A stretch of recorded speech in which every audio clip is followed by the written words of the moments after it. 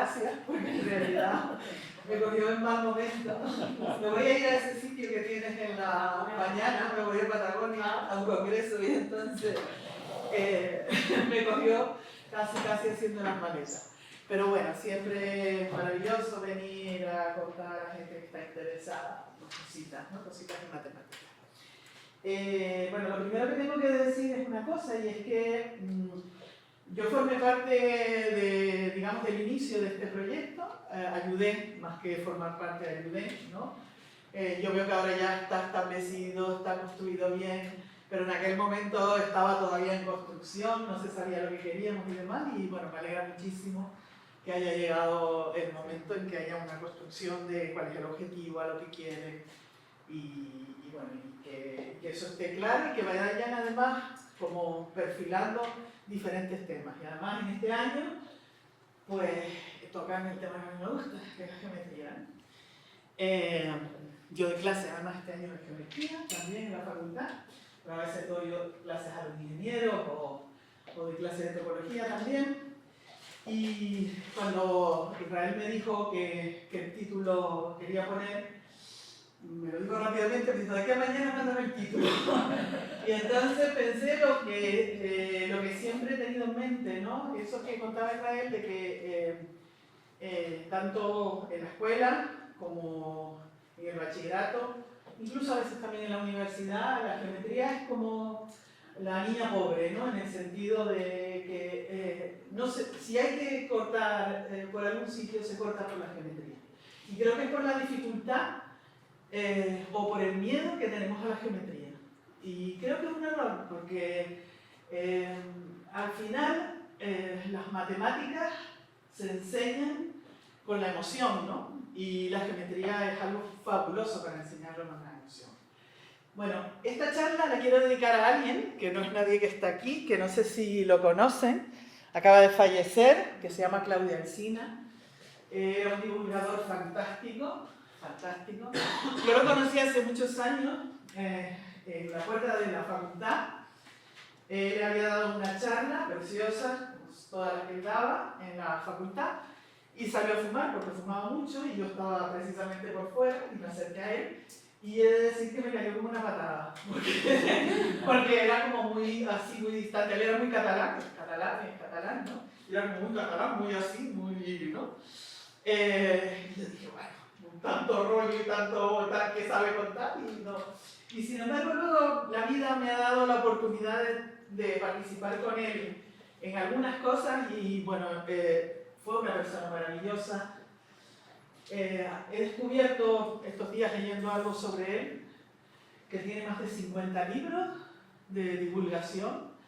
Él fue un investigador importante, estuvo creo en Massachusetts durante un tiempo y bueno, tiene un montón de artículos, ha dado más de 1000 conferencias, o sea, era un referente para toda la gente que nos dedicamos a la divulgación.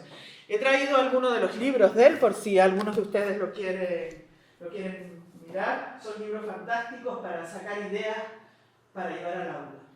Él no los puso, él los puso como libros para todo el mundo. Yo que sé, tiene por ejemplo el Mateschef que es fantástico, habla de cosas como los secretos de los rollos, de la pasta, no sé, de un montón de cosas que tienen que ver con la comida, ¿no?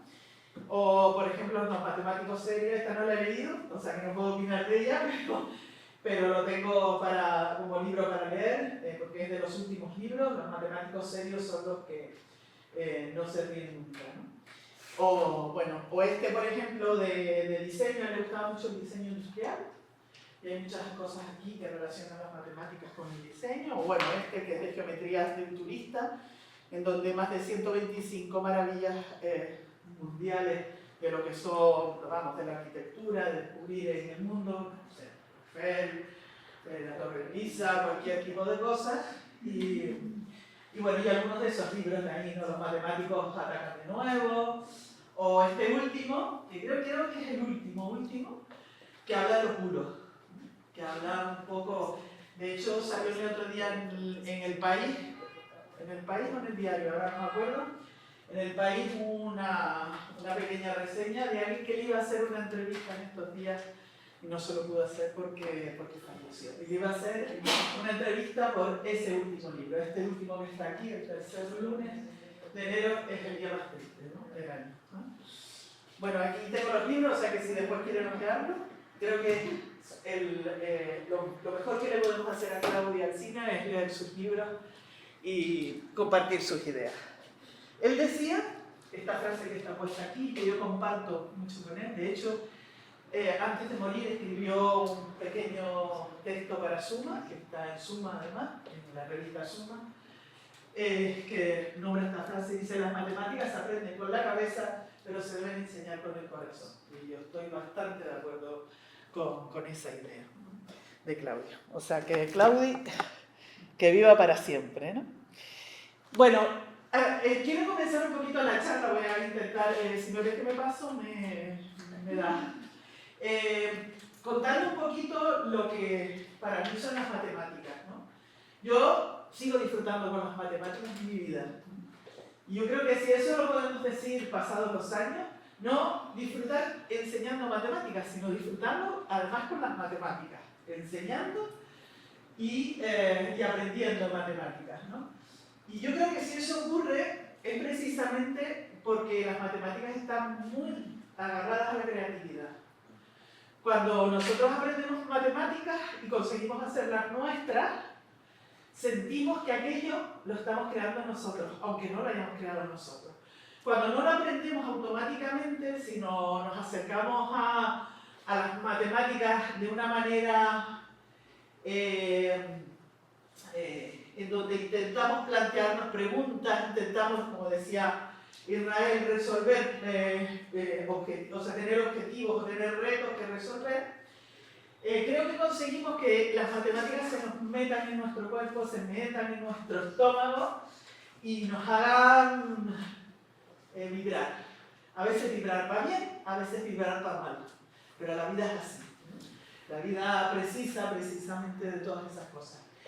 Y bueno, en todo esto, pues están las matemáticas en grande, ¿no? Pero está también el razonamiento, las representaciones visuales, la intuición, la comprensión y la geometría suman todo. Suma un poco a todo esto. Déjenme, yo no soy de didáctica de las matemáticas, pero sí quiero contar una idea que para mí es importante, y es que hay una cosa que ahora parece que los políticos se han dado cuenta, ¿no?, las autoridades académicas, y es que la comprensión lectora y las matemáticas son las dos herramientas fundamentales para el desarrollo intelectual. Y después a eso se pueden sumir muchas cosas. Yo diría más, aunque seamos matemáticos, la comprensión lectora es primaria. Hay que saber leer y entender. Pero leer y entender no es fácil. Y aprender matemáticas no es fácil. Y necesitan una serie de cosas que a veces soslayamos, o sea, pasamos de largo. Necesita primero tener retos interesantes que afrontar. Para buscar retos interesantes, esto que voy a contar es para el alumnado y para el profesorado, para los dos. Tanto sirve para el alumnado como para el profesorado. El profesorado necesita encontrar retos interesantes. Encontrar retos interesantes necesita tener tiempo para preparar, dejarse de hacer tanta burocracia y dedicarse a leer más libros, a buscar problemas bonitos, a intentar encontrar cómo plantear esos problemas. Y el alumnado también. Al alumnado le tenemos que dar esos retos, o ellos se tienen que plantear esos retos para que las matemáticas sean interesantes para ellos. Y para que la comprensión lectora lo sea también. Porque si le damos un texto que se aburren, que no les interesa, pues para ellos la comprensión lectora quedará al margen. Además necesitan estamparse. Esto lo dice una alumna mía de doctorado, que dice, lo más importante del proceso de hacer la tesis es estamparse. Estamparse significa que si yo tengo un reto, tengo que ir a por él. Y puede ser que no lo encuentre la solución, y puede ser que encuentre una solución equivocada, pero todo ese proceso es fundamental para interiorizar cuáles son las claves de ese reto y cuáles son las claves de esa solución. Para eso se necesita tiempo, tiempo que a veces no tenemos y tiempo que a veces todos echamos de menos, ¿no? Ojalá alguien tenga esa capacidad de decir al profesorado, a todos. Hay que dejarles tiempo para que busquen, encuentren, analicen, propongan nuevos problemas. Importante proponer preguntas, buscar preguntas apropiadas, que equivocarse nunca es un error. Esto se lo digo a los alumnos. Lo bueno es equivocarse y hablar de equivocación y encontrar dónde está el error. Ahora que está tan de moda el ChatGPT, pero sí es estupendo para encontrar los errores.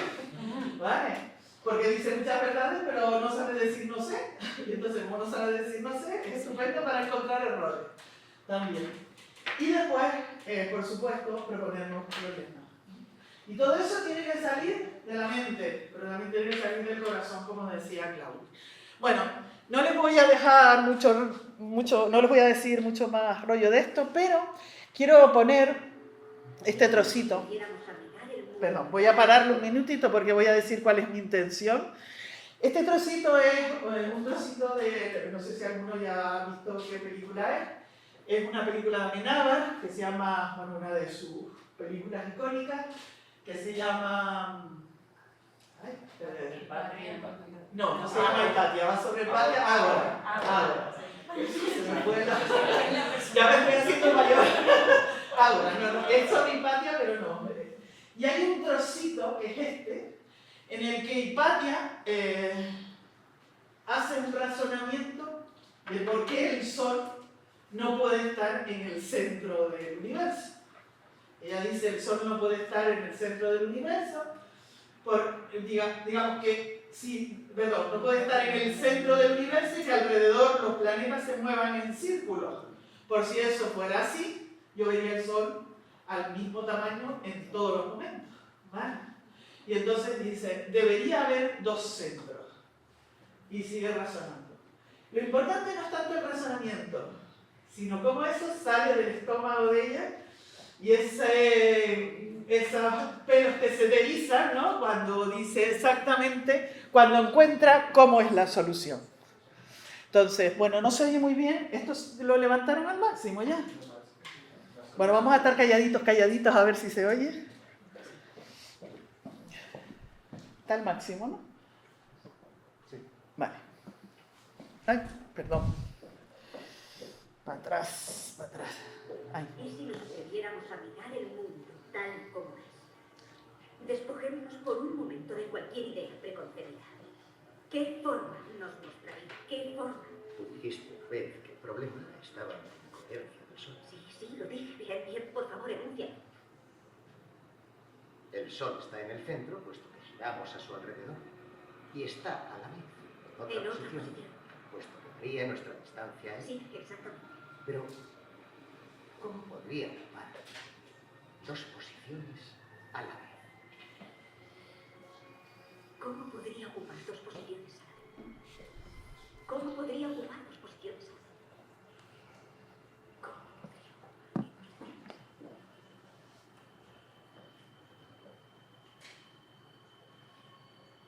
Y este es el momento.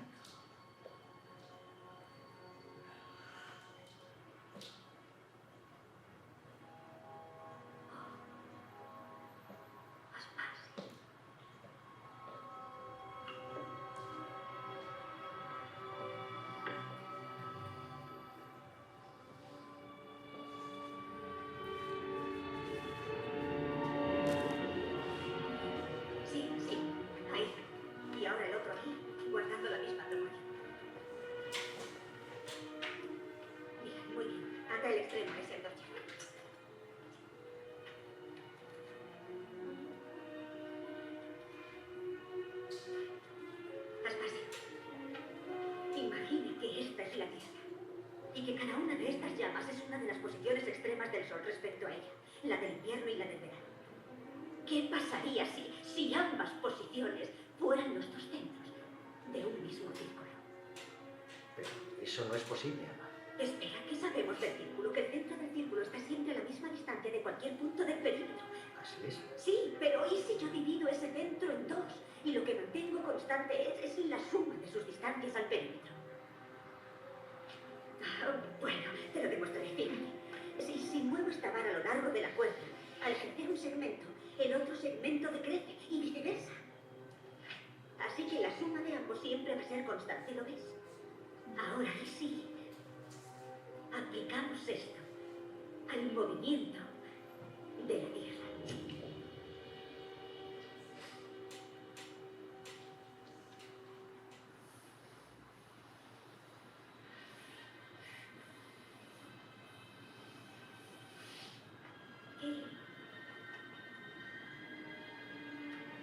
Figura ascendente.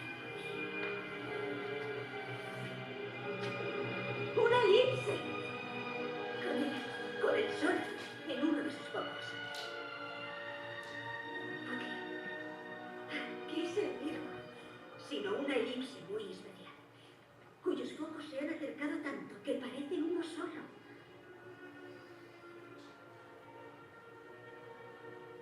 O tal vez estoy desvariando. Yo me pregunto por qué tendría que ser así también. Bueno, lo paramos ahí porque han visto ese momento, ¿no? En que se te ocurre la idea, en que sabes que has entendido qué es lo que ha pasado, que digamos como que tus neuronas se conectan, ¿no? Es algo como muy especial, muy, muy especial. Yo no sé si lo han sentido alguna vez, yo lo he sentido algunas, no muchas, porque descubrir algo no es fácil, pero sus alumnos pueden descubrir cosas. Pueden descubrir cosas, no es que vayan a descubrir cosas que no han sido descubiertas, ¿no? Pero pueden descubrir eso, darse cuenta de que efectivamente el movimiento de ese planeta no podía ser circular, ¿no? Luego ya cuenta ahí que no es posible y dice, no, eso no es posible porque en realidad siempre la Tierra tiene que estar alrededor, había una serie de prejuicios religiosos y sociales y esos prejuicios pues hicieron que ella pensara que eso no era así, ¿no? Bueno, pues en eso es lo que yo creo que hay que lograr. No es fácil, yo no sé si lo he logrado como alumno alguna vez, pero a veces ves chispitas en los ojos y te das cuenta de que algo hay de semilla. Aquí creo que hay no sé cuántos son maestros y cuántos son profes de instituto. Creo que hay bastantes maestros, ¿no? La mayoría son maestros. ¿Ustedes son maestros o 2, 3, 4? Vale. Pues ustedes tienen todavía algo que es hasta... No voy a decir que se puede moldear mejor, ¿no? No me va a gustar. Pero que están menos contaminados, ¿vale? Y que cuando yo he explicado cosas a chicos pequeñitos relacionadas con las matemáticas que son sencillas, son capaces de imaginar, entender, que a veces los chicos de instituto ya tienen una idea un poco más cerrada, ¿no? Bueno, voy a contarles en lo que resta un poquito de charla algunas de las cosas que he estado haciendo durante estos últimos años, que tienen que ver un poco de cómo usar la geometría para entender algunas cosas, algunas ideas matemáticas. Y que a lo mejor ese uso de la geometría se te queda un poco en la mente. Si terminas comprendes conceptos matemáticos que pueden ser complejos para un alumno. Por ejemplo, voy a poner un ejemplo que es simple, que seguro que lo conocerán, pero que tiene que ver un poco con la complejidad de raíz de 2. ¿No? Raíz de 2 tiene infinitos números, y esos decimales, ¿y eso qué quiere decir? ¿No? Hay una forma de explicarlo, lo leí en un libro que me parece una forma muy chula, y es la siguiente. Vamos a ver aquí. Y es explicando cómo puedes poner, bueno, aquí no se ve bien porque no me salió la figura que tenía que ser, no la cambié, pero ahora les explico. Que es cómo tú puedes embaldosar el suelo y la pared. Tú puedes pensar en ladrillos, losetas que son cuadradas y cubrir el suelo con cuadrados. Pero cuando llegas a las esquinas, ahora tú quieres, por ejemplo, un baño, ¿no? Imagínate que lo quieres poner con el mismo tipo de losetas, pero colocadas en otra posición. ¿Vale? Entonces lo que hace es poner la loseta aquí, y evidentemente lo entendemos, ¿no? Ahora pondríamos la otra, aquí pondríamos el cuadrado, mirado como si fuera un rombo, y así sucesivamente, ¿no? ¿Qué ocurre? Ocurre que la primera loseta la encajamos con el principio. Y ahora la pregunta es evidente que esto no llega hasta el final, porque la diagonal mide raíz de 2, y esto mide 1, esto mide raíz de 2, Y raíz de 2 tiene infinitos decimales. Yo la coloco aquí y ahora la pregunta es cuántas losetas amarillas tengo que colocar y cuántas de estas para que el final coincida con el final. Y es imposible.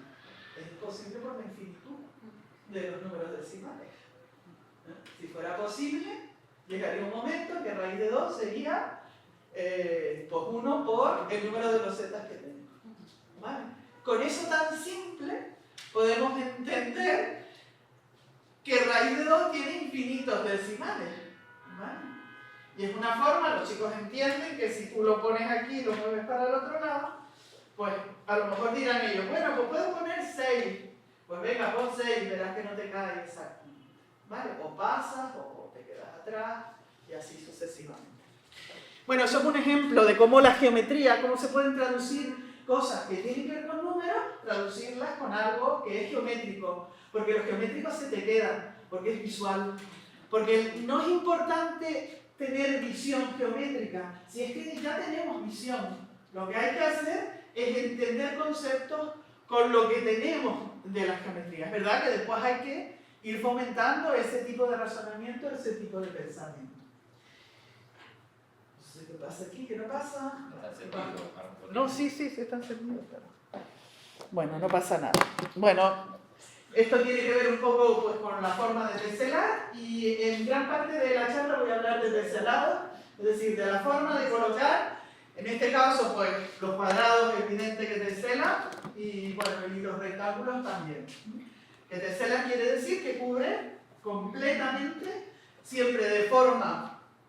Bueno, aquí el teselado es un poco especial porque han visto que este lado, este vértice no está con un vértice, ¿vale? Sino que eso es un teselado un poco especial, pero los vértices sí coinciden. El vértice este coincide con el del cuadrado de este, el cuadrado de este, el cuadrado de este, el cuadrado de este. Nosotros vamos a ver teselados que donde lo que ocurre es que coinciden los vértices.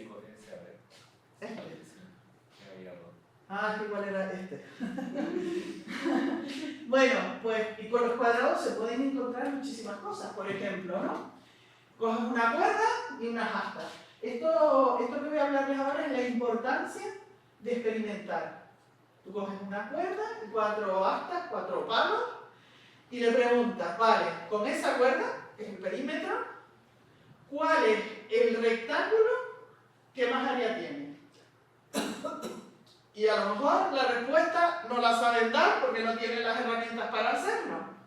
La respuesta es un cuadrado, pero puedes experimentar y llegar por aproximación a que debe ser un cuadrado, por ejemplo. O al revés, le puedes decir, si tengo un terreno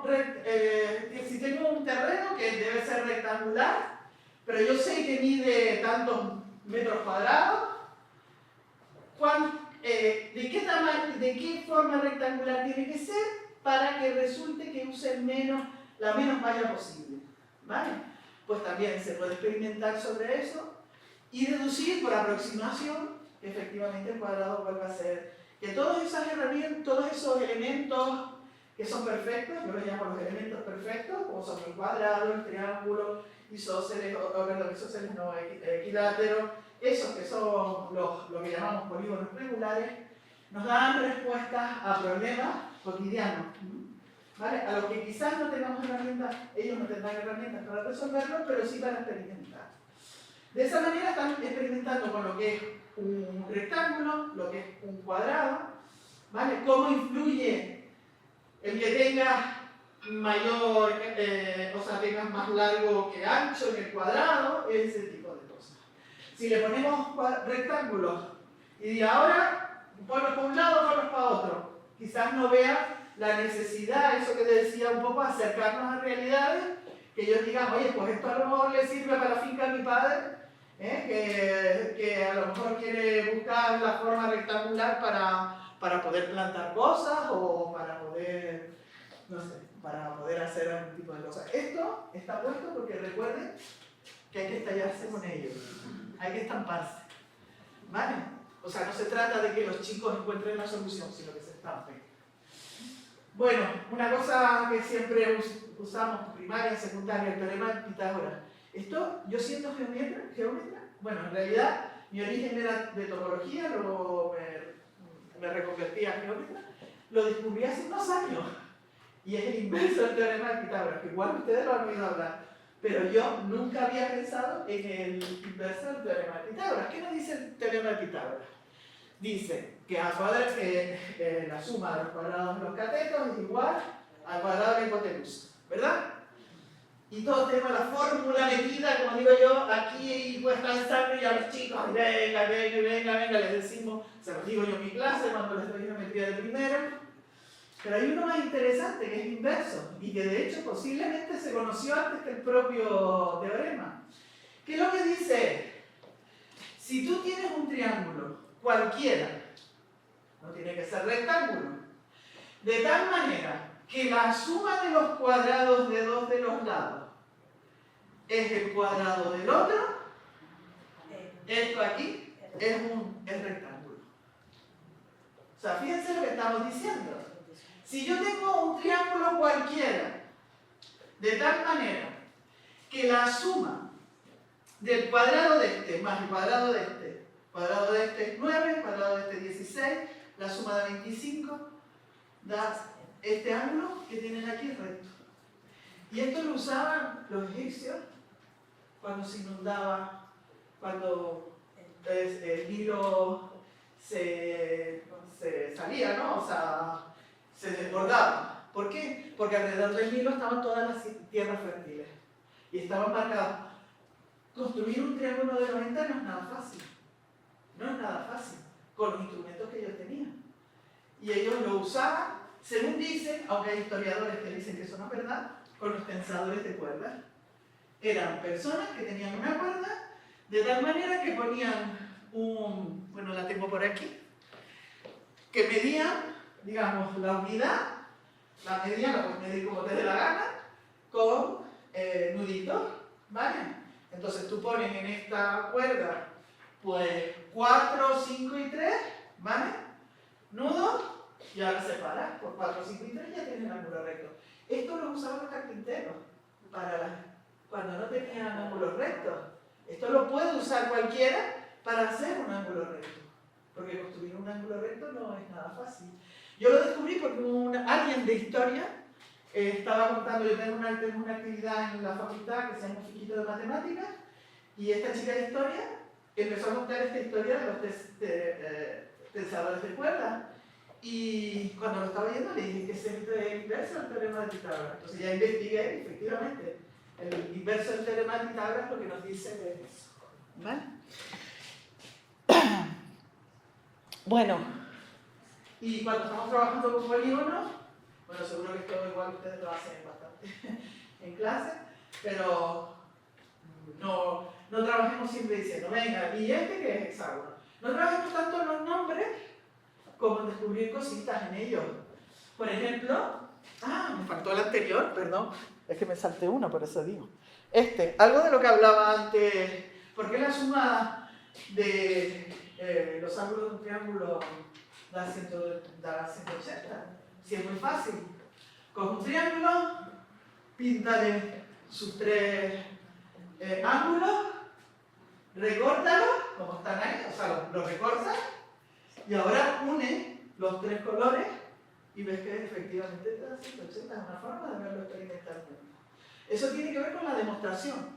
La demostración de eso es, tú tienes el triángulo, le trazas la paralela al lado opuesto, ¿vale? Y ahora por ángulos que son iguales, la suma te da 180. Pero lo puedes ver así perfectamente, ¿vale? Entonces hay cosas que se pueden ver casi directamente, o por lo menos experimentar. No solamente que alguien le diga, es que resulta que la suma es 180, ¿y por qué 180 y no 181? ¿Vale? Bueno, pues eso es una forma de verlo. Y cuando uno sabe eso, entonces sabe encontrar cuáles son, cuánto miden los ángulos del polígono.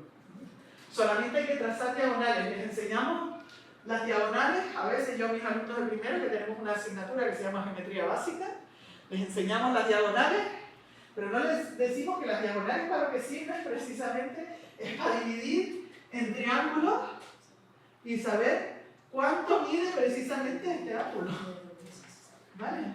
Y saber cuánto mide ese ángulo. Con suma se sabe perfectamente, pues eso. Aquí son 180 por 2, porque son dos triángulos, y luego averiguas cuánto es cada uno, y por lo menos, digamos, en polígonos regulares. Y más aún, hablábamos antes de teselado. Uno puede preguntarse, con polígonos regulares, ¿cómo puedo teselar? Estamos hablando de polígonos regulares. O sea, cuadrados, triángulos equiláteros, hexágonos, pentágonos. Bueno, pues si uno sabe calcular los ángulos, si yo quiero teselar, resulta que tengo que colocar alrededor de este punto 4. ¿Por qué? Porque es 90, 90, 90, 90, me cubre 360. Entonces ya lo tengo sumado. Y aquí en los triángulos, ¿cuánto vale? 60 cada uno. ¿Cuántos triángulos tengo que colocar en cada vértice? 360 entre 6, ¿vale? Entonces, perdón, 360 entre 60 y te quedan 6, ¿vale? Y en el hexágono igual. En el hexágono lo mismo, ¿vale? Ya en el hexágono habré calculado cuánto vale. Mira si se pueden hacer ahí cosas, ¿no? Pero nos hemos saltado uno de los polígonos importantes, ¿no? Hicimos cuadrado, triángulo, hexágono, y nos faltó el pentágono. ¿Y qué pasa con el pentágono? Pues que es jodido. Es jodido. El pentágono no sé. Yo le digo a mis alumnos, le digo, ¡ay! Y ahora vamos a teselar ahí con pentágono. Venga, venga. Dáselo a los obreros para que lo ponga. A ver qué te va a decir. No, ¿por qué? Porque resulta que, claro, esto no es divisible entero, ¿no? ¿Vale? Pues eso no se puede. Si colocamos pentágonos regulares alrededor de un punto, pues con 3 casi cubrimos, pero nos queda un trocito por cubrir. Con lo cual, si montas otro, ya te montaba encima y entonces el piso no es de los buenos. Mira, hay teoremas y resultados que son realmente bonitos con la geometría de los polígonos regulares. Uno es este. Fue demostrado en 1999, o sea, hace poquito. Había una conjetura y se terminó de demostrar, y es que en el teselado hexagonal, eso quiere decir formado por hexágono, es la mejor manera de dividir una superficie, ¿vale? Una superficie plana, ¿se entiende ahí? En regiones de igual área y con el mínimo perímetro total. Y esto tiene que ver con las abejas. ¿Por qué? Porque las abejas son como el resto de los seres humanos, un poquito gandules, ¿vale? Y entonces, ¿qué hacen? Dice, mira, yo lo que quiero es tener la máxima área, pero usar la mínima cera para no estar trabajando mucho.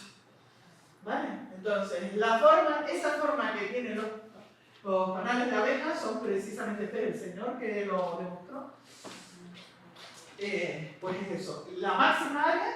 ¿Por qué? Porque les interesa meter la máxima miel, pero usando el menos perímetro posible. La forma de teselar. Bueno, y hay más teselado. Metemos más cosas, podemos meter varios polígonos regulares a la vez. Pues resulta que solo hay eso. Cuando meten polígonos regulares, solamente hay esos que están ahí, que son 6, 7, 8. No hay más. ¿Por qué? Que tienes que tener en cuenta que la suma de los vértices te dé 360. ¿Vale? Mezclando solamente hay eso. Y más aún, si consideramos polígonos convexos que no sean regulares, y para mí eso es importante, considerar cosas que no sean regulares, porque ¿qué hay en la naturaleza? ¿Qué cosas hay más en la naturaleza? ¿Las regulares o las irregulares? Y nosotros nos dedicamos al estudio de las que hay menos, que son las regulares que normalmente no existen, ¿vale? Entonces, la cuestión es, cuando tratamos con polígonos convexos, ¿qué quiere decir convexos? Que no son de este estilo. Este estilo es que si tú coges un punto aquí, trazas el segmento, te sale fuera. Eso aquí no pasa. Tú coges un punto aquí y un punto aquí, te quedas dentro. Un punto aquí y un punto aquí, te quedas dentro. Pues cuando son polígonos convexos, nos encontramos con que es algo fantástico, y es, son teselados con pentágonos irregulares. O sea, con pentágono regular no se puede, pero con pentágono irregular sí se puede. La pieza es la misma, pero solo hay esto, no hay más. Y lo grandioso es que se habían encontrado diferentes teselados de este estilo. Pero lo que es importante en matemáticas es llegar, descubrir los teselados y probar al final que no hay ninguno más. ¿Cómo se demuestra que no hay ninguno más? Con matemáticas muy profundas. Pero ¿cómo un matemático es capaz de llegar a eso? ¿Vale? Bueno, eso está siendo interesante, por ejemplo, a nivel de materiales, por ejemplo. Porque hay posibilidades, en algunos casos, de encontrar materiales que sean más rígidos, que sean menos rígidos, y se necesitan, digamos, piecitas. Las piecitas individuales tienen que ser, pues a lo mejor pentagonales, no tienen por qué ser pentágonos regulares, ¿no? Este último se descubrió en 2015 y en 2017 esta persona demostró que no hay más. Esos son los que hay, no hay más. En el otro caso de las cosas regulares sí es fácil probarlo, porque es sumando ángulos y viendo que no hay otra posibilidad. Bien, y ahora les voy a contar la última parte de la charla, que es los teselados aperiódicos. Estos son la hostia. Estos son de los más guapos que te puedes imaginar de la historia. Estos los descubrí yo este año, hicimos una exposición de estas cosas, y les voy a contar lo que significa. Cuando ustedes hacen un teselado, normalmente hacen una pieza y dicen, luego este modelo lo reproduzco aquí, lo reproduzco aquí, lo reproduzco aquí. Todo lo que les he enseñado son así. O sea, tienen un modelo y luego pegan los mismos modelos varias veces. O lo que es lo mismo, eso que está puesto ahí, eso son lo que se llaman periódicos. Y es que tú tienes el teselado lo mueves, y cuando lo mueves, fíjense, cuando lo mueves, este es el modelo, lo muevo y sigo extendiendo, y sigo extendiendo. Y yo a un señor que llega a mi casa y quiere ponerme un piso, le digo, mire, este es el trocito y ahora lo demás igual. Y él ya sabe cómo ponerlo, ¿vale? Pero es que resulta que hay teselados, el plano, que no admiten ese modelo inicial. Que no hay forma de encontrar un modelo que se repita. Y eso es lo que se llama aperiódico. Es decir, teselados que teselan el plano, pero que tú empiezas por aquí y luego tienes que ver, pues voy rellenando por aquí, voy rellenando, consigo rellenar, pero no tengo un modelo para decir, lo de aquello lo repito aquí. No, eso no sirve. ¿Vale? Bueno, pues la historia de ese teselado, de esos teselados aperiódicos, es la que sigue. Se buscaban, se pensaba que no existían, y se encontraron.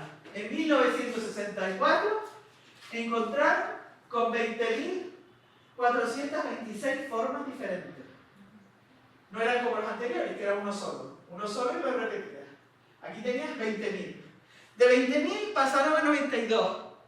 92 formas, y con eso repetía, tenía 92 formas, y de cada 92 infinitas, vamos a decir, ¿no? Y terminaron con 6. Las 6 son estas de aquí. ¿Vale? No son polígonos exactamente, porque lo ven, son como encajaditas, como si fuera un puzzle. Como si fuera un puzzle. Hasta que llegó Penrose. Penrose, no sé si lo conocen, es premio Nobel de Física, es uno de los referentes en agujeros negros, y desde el punto de vista matemático es uno de los grandes matemáticos del siglo XX y del siglo XXI, no muerto, todavía sigue vivo y su cabeza sigue perfectamente ahí desarrollando ideas. Y Penrose hizo este teselado con 4 tipos de formas: pentágonos, estrellas, barros y diamantes. Pero no quedándose ahí, dijo, no, yo busco uno más chiquito. Y encontró es este que está puesto aquí, que solo tiene 2 piezas. Y son esas 2 piezas. Esas 2 piezas las tengo yo aquí. Las tengo aquí, pero con una versión que dio Conway, que es mucho más interesante. ven que, por ejemplo, este lado no lo pueden pegar con este, entonces tienen que buscar la forma de pegarlo. Claro, Conway dijo, usa una manera conflictiva porque con las pestañitas esas se te estropean.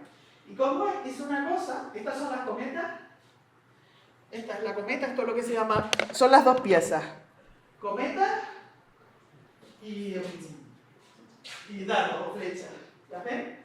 Son solo de dos tipos. Y lo que hizo Conway es decir, las podemos pegar, pero por estas curvas. ¿Eso qué quiere decir?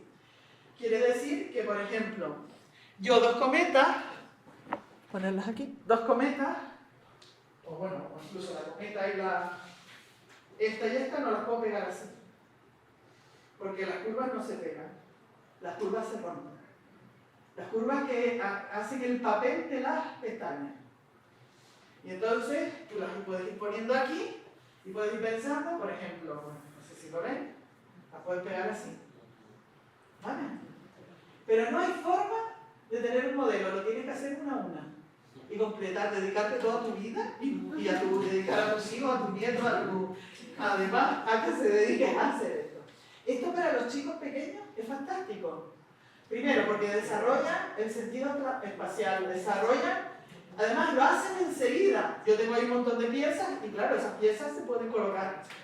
Y yo les digo, no, tienen que colocarlas todas. Y a veces se dan cuenta de que, no, tengo que destruir esta parte porque esta parte no me sirve, tengo que construir la otra.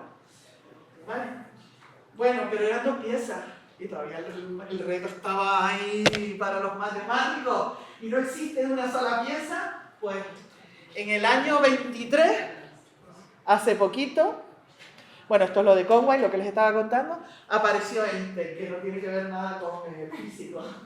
Einstein quiere decir, igual no se dice así, en alemán quiere decir piedra. Y esa es la piedra, esa es la figura con la cual se puede teselar el plano de forma periódica. Es decir, sin que haya un modelo previo. Se puede teselar, se van a llevar cada uno de ustedes una. Esto lo hicimos para la sociedad, las tengo aquí. Lo llamaban el sombrero. Una o varias, si se quieren llevar, para que vean cómo las ponen, ¿no? Lo hicimos en una actividad que hicimos con la sociedad. Y resulta que... pero hay tienen la opción de hacer lo siguiente, ponerla así o hacer la reflexión. Pero eso para los matemáticos, ¡ay! No, sin hacer la reflexión, solo con traslación o rotación, por favor.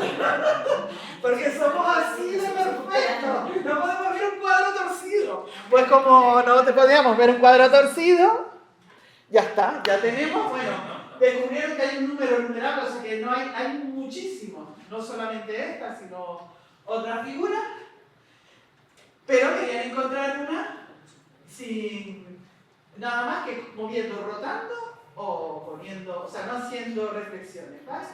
Porque en la reflexión tú te sales del plano, tienes que hacer así. Sin embargo, la rotación o la traslación te queda en el plano. Y para los matemáticos quedarte donde debes es importante. ¿Vale? Entonces descubrieron que es el espectro. Pero el espectro tiene un problema pequeñito todavía. Y es que si no permites reflexiones, el teselado es aperiódico. Pero si permites reflexiones, el teselado no es aperiódico. O sea que, fíjense la diferencia. O sea que si permites dar la vuelta, puedes construir un formato, ¿no? Un esquema con el cual puedes reconstruir el teselado. Y entonces han descubierto que si lo debilitan un poquito, 2, entonces tienen una pieza que verifica eso. Pero para un matemático esa pieza no es buena. ¿Por qué? Porque se hace con curva. Entonces nos queda ese último matiz con razón. ¿Cómo vamos de tiempo? 5 minutos. Vale. Bueno, pues esa es la historia de los maravillosos teselados. Y mi última historia, porque a mí me encantan las historias. Yo soy, ustedes que son profesionales de la educación, a mí es que me encantan los cuentos. Pero no los cuentos de niños, me gustan los cuentos en general. Yo tengo un cuentista, lo llamo así, argentino que me encanta, que no sé si lo conocen, se llama Hernán Casiari. Es maravilloso como cuenta y ojalá yo pudiera contar historias como él, ¿no? Y esta historia tiene que ver con lo que se llama el palimpsesto de Arquímedes. Les cuento. Arquímedes escribía sus inventos. Arquímedes es uno de los grandes de la historia. Ingeniero, matemático, lo que sea. Físico, lo que sea. No sé, uno de los grandes. Y escribía en piel sus reflexiones. ¿Por qué escribía en piel?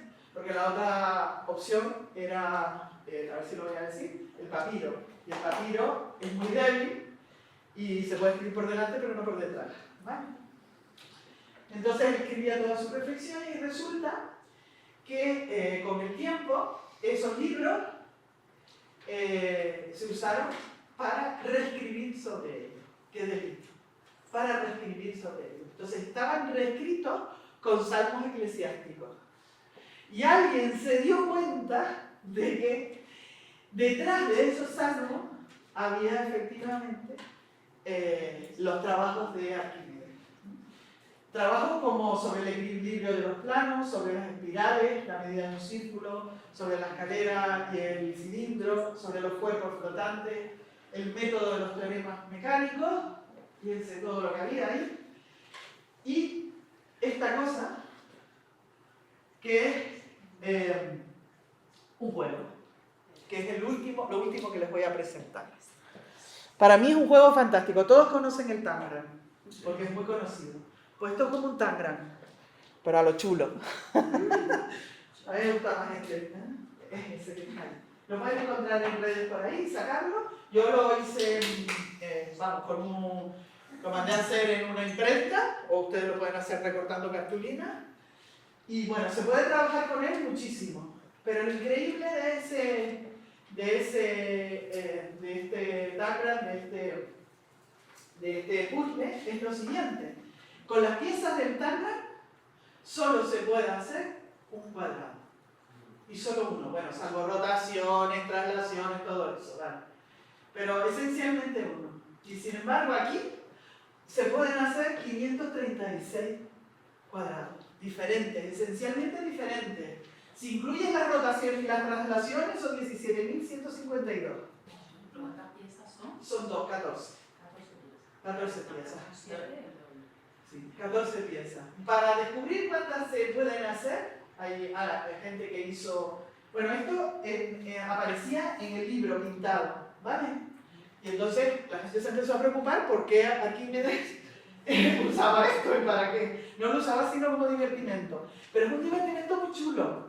Entre otras cosas, porque si ustedes están en un aula y les ofrecen a sus alumnos este Tangram, pueden encontrar creaciones totalmente diferentes, esencialmente diferentes. Cuando decimos esencialmente, porque aquí hay a lo mejor dos triángulos que son iguales. Bueno, si cambias uno con otro, aunque sea otro color, eso para mí es nada. ¿Vale? Estamos hablando esencialmente diferentes. ¿Vale? Se puede trabajar, bueno, con el teorema de Fick, que no sé si lo conocen, pero bueno, es un teorema para averiguar exactamente cuál es el tamaño de cada una de las, cuál es el área de cada una de las piezas.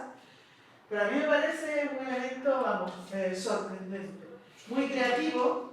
La geometría, no sé si trabajarán algo de eso, la geometría tiene que ver también con el arte. Hay mucha gente que trabaja en geometría, que trabaja en arte, ¿vale? También. Cómo crear, cómo ser capaz de mostrar, digamos, tus habilidades creativas, porque seguro que en los chicos y chicas con los que ustedes trabajan, hay chicos que no les gustan las matemáticas. Y que a mí no les gustan las matemáticas, pues no les gustan las fórmulas. Igual que a mí no me gustaba la biología, aprenderme todos los bichos, pues no me gustaba, ¿vale? Pero a lo mejor se les puede acercar por otro tipo de cosas, ¿vale? Solo una experiencia. Yo hace unos años hice en un instituto, quería que una compañera me ilustrara una cosa y la compañera me dijo, no, te lo va a ilustrar unas alumnas. Era un artículo sobre Minetter en un libro, y me dijo, no, te lo van a ilustrar unas alumnas que no les gustan las matemáticas. pero que van a descubrir en Emineta, que es una de las grandes matemáticas del siglo XX, alguien que va a ser su referente. Y efectivamente fue así.